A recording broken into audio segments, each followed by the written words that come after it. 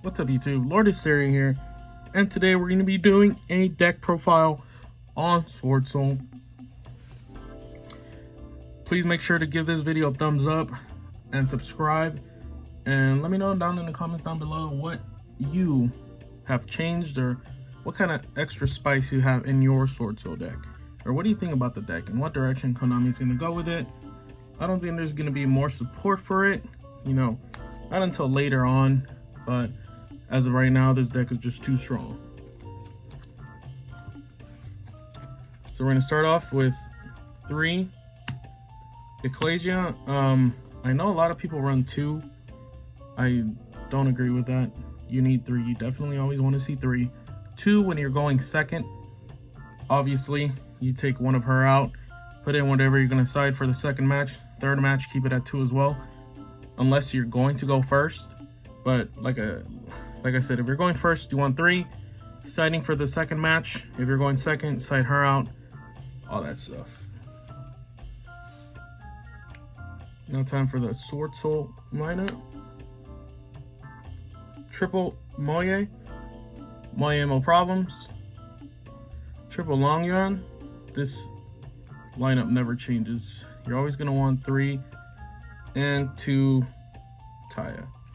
Always going to want to play 3 of the big ones, and well, they're all the same, but always 3 Long Yuan, 3 Mo Ye, no problems, and 2 Taya. I know people try to play one of this, but you're always going to need 2. You always want to see 2 Taya. Oh, well, not always, but you're always going to want to see Taya.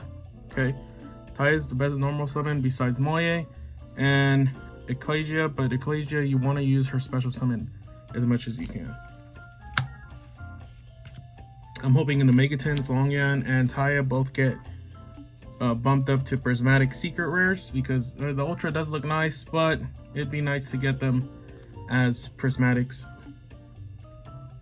We got Triple Vishuda. Triple Vishuda is just too strong. People tend to forget or don't know that Swordsoul is a going second deck. Swordsoul can easily break the biggest of boards and still develop their own stronger board, or a board that's going to let them live, you know, let you live the next turn. 3 Vishuda is extremely necessary going second, because people got to worry about its graveyard effect, and if they don't have an out, you know, boom, bounce back a card. Vishuda, Ashuna, you know, lets you special Hara with Ashuna, special Vishuda, but you want to get this out first, so then you can special this and sink it to a level 8. Yeah, it locks you into worms, but most of the worms in your extra deck are very strong. 1 Shathana. I know people sometimes cut Shathana. I don't agree with that. Shathana is a really strong card, because with Blackout, you're going to flip Blackout. If you have Monk, you know, target your Monk. That's 2 pops on your opponent's field. Then this triggers Shathana, bring back Monk, pop another card. So you have 3 pops in 1 turn. That's really strong. And if you're going first, you side out one of the Vishudas. Next, we're moving on to our hand traps. I only play 6 hand traps in here. I'm thinking about putting Imperm, but for right now, we're just playing the 6. Playing 3 Ash Blossom, second best hand trap in the game right now, and 3 DD Crow. DD Crow is just too strong. It's a lot stronger than Bell, in my opinion. It just, it hits what you need to hit, especially, you know, everyone's talking about Branded and Red. Yes, but you also need to remember Therion's a thing. Therion ABC. Plants really don't matter much in the grave, unless, you know, they special something out. But, the Swordsoul Mirror Match, really good. It's just anything in the grave, this deck is going to hit it. And, you know, most of the things usually target in the grave first, so then you can respond. Really good.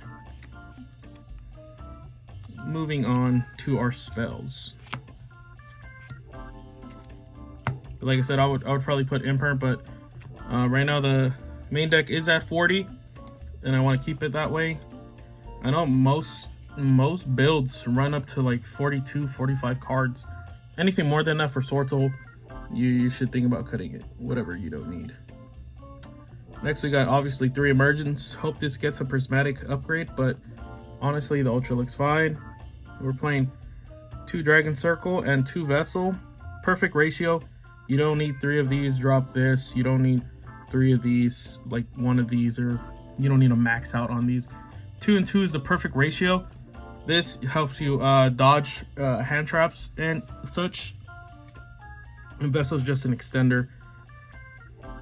It can do so much if you have all the right stuff, or if you know how to play the deck. It's just very good.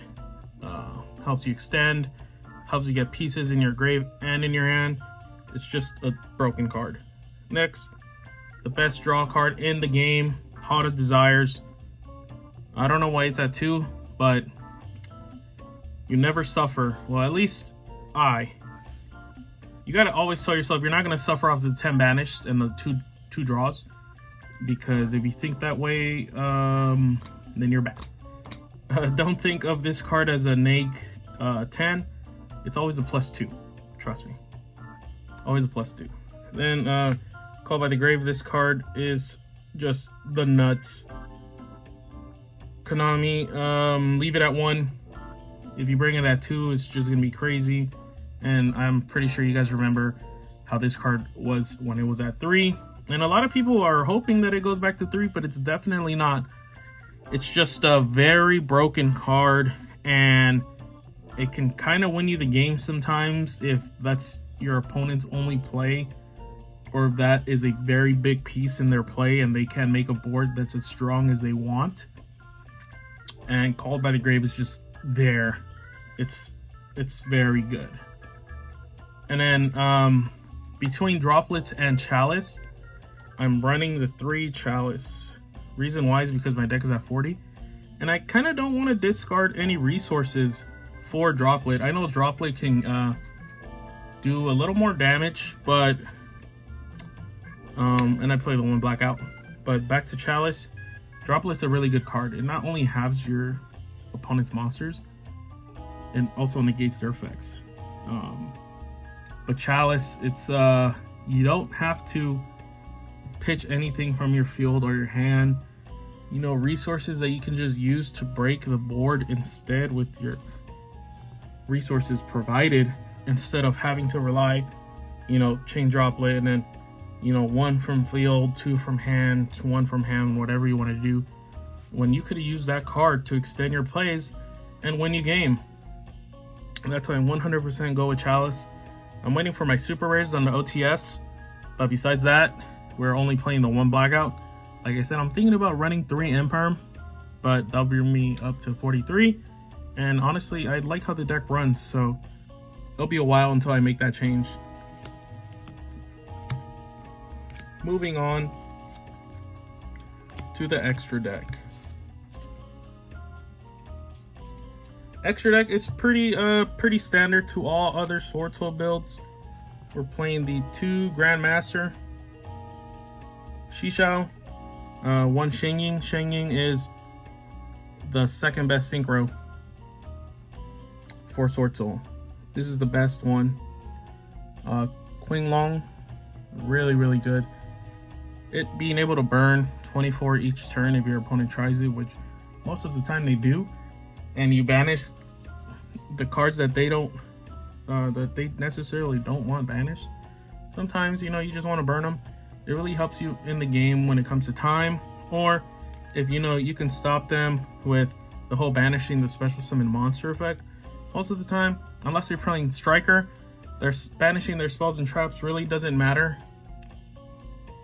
But but this is really good against Striker. Banish their monster and then banish their spell or trap. Really good. Next, playing the Baron. Like I said, this deck is a going second deck because no one's really scared of a, you know, Grandmaster Baron said blackout pass going first. That's really not scary anymore. Nowadays, you know, most of the decks can break boards and go for game, and then, you know, most games don't last more than 3-4 turns. Next, we're playing 2 Boxia. You need 2 Boxia, really good when it bounces with, especially if you sync with Taya. You have a Water and a Wind, 2 shuffles back to deck. Yazi's there for the Shao Feng play, and for the revival of the worm monster, Shao Feng, you know, no lights, you can also get dark. There's a way you can get dark, but I'm not playing that way.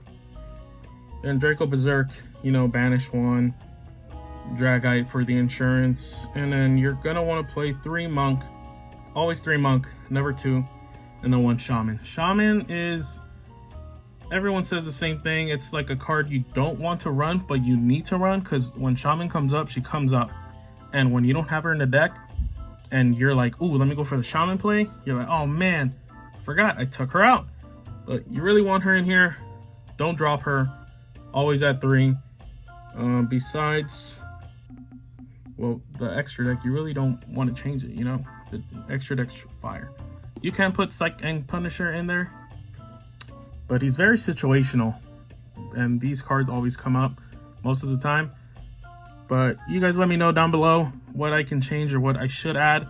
I truly appreciate it. Give it a thumbs up, subscribe, spread the word.